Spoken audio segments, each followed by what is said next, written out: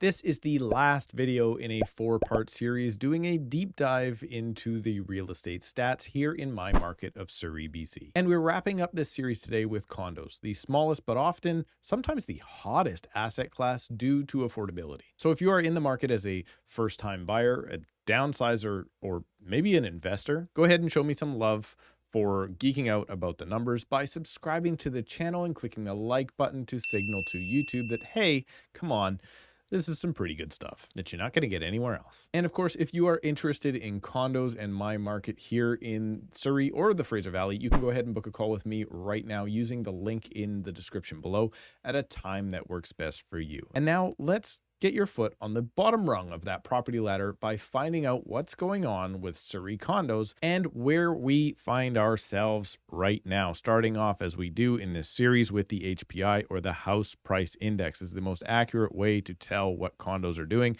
HPI, rather than average price, started being tracked in 2005. So if we can all go back in time, this is actually when I bought my own first place. In 2005, I wish I would have bought more. You could buy properties, condos, for an average of $120,000 way back then. Now you'll see that the condo market was really flat from about 2008 when the financial crisis hit all the way until December of 2015. They stayed flat. I had a lot of people even losing money to get out of properties at that time if they needed to. Then we saw the big shoot up here. But this particular stretch from 2008 to 2015, the end of 2015, that is the reason I don't actually recommend for most people pre-sales, because if you buy a pre-sale and you're expecting prices to increase and you end up in that 8-year period, well, you could be in real trouble. Now, hold real estate for long enough and no doubt it's going to go up in value, of course. Now, it did peak out in June. Again, a lot of people don't realize how bad 2019 was. It was a terrible year in real estate. It was my worst year in the business for number of sales. But thankfully, we came out of that market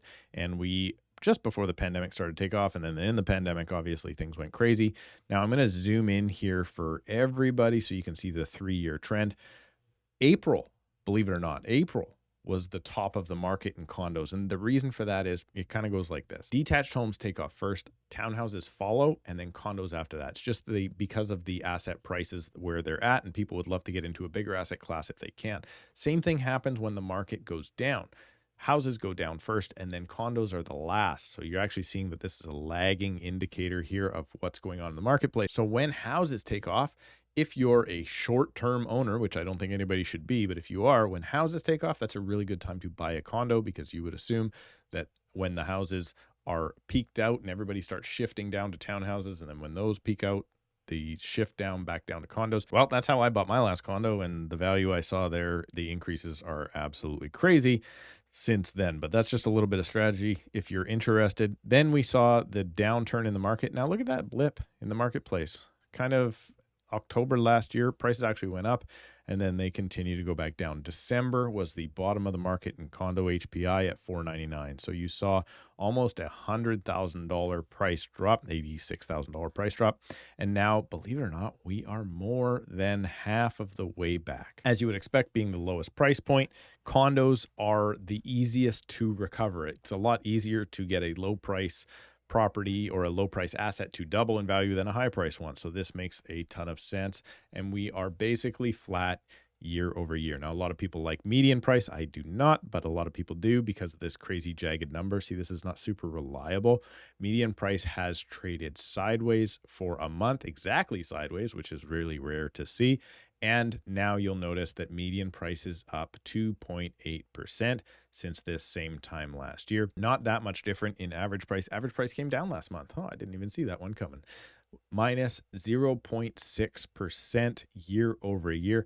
But again, average price is a very jagged number and not really reflective of what the market's actually doing, because if you have a bunch of, say, I don't know, 1-bedroom apartments sell this month and luxury sell next month, you're going to see a big swing in those prices. Let's hop into the amount of sales going on. Look at that. Sales are skyrocketing compared to where they were. Now, they're not at these top levels of March of 22 or the previous year there, but compared to the 87 that sold in January of 2023, we had 259 condos. Now, I want to go back and compare this to the great financial crisis of 2008 in January. It's not that bad, guys. January of 2009, only 28 condos sold that year. And in the bottom of the market this year, we saw basically 3 times that number. And as you can see, historically, we are way above the average for condos, as you would expect now that condos have become much more popular. Back in my day, it was only the first-time buyer that bought a condo,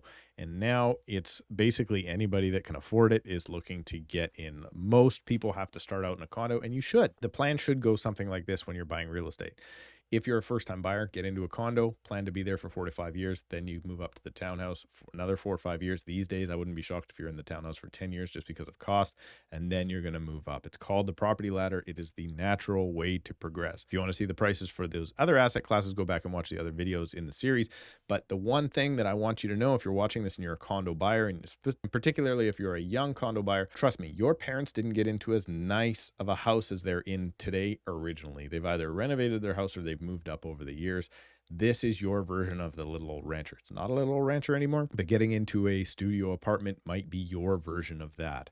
And then when you're old, you can tell your kids one day how you and mom used to share a studio apartment together way back in the 20s. Amount of new listings coming to the market has, again, turned back slightly, as we expect to have happened this time of year. You're going to see this now dip. Listings are going to come off of the market, unfortunately, but in comparison to where sales were, I'm going to assume that active listings are, drumroll please, yep, there you go, active listings are climbing. So that's actually a very good thing. That means you're going to have more consumer choice moving forward. 665 active listings on the market in December 2021, when the market was going crazy. There was a third of that number. But again, we are nowhere near some of these historical averages of the early 2000s, where there was tons of condos available, and that reflected in the flat price growth over those years. Sales to active or consumption, thank goodness. I mean, we are in a seller's market, but we've come down a little bit, and we are not going up as fast as we were before. Anything above 33% is going to mean that prices are increasing. And the higher you go, for instance, 141%, prices are increasing extremely quickly. So we are seeing a spot where, yes, we should expect that prices will continue to go up here until this numbers drop down, but they will drop down this summer is my guess. Totally a guess, but I do think we are going to start to see consumption rates slow. That being said, I've been saying that for 2 months and we haven't seen that yet. So what are you going to do? Percentage of original asking price. Let me get back down in here into the 3-year. 110% of asking price was common at the peak of the market. That dropped down in January, where you could negotiate off a few percent. We're talking 4.5%, which again was normal. 96, 97% is normal long term.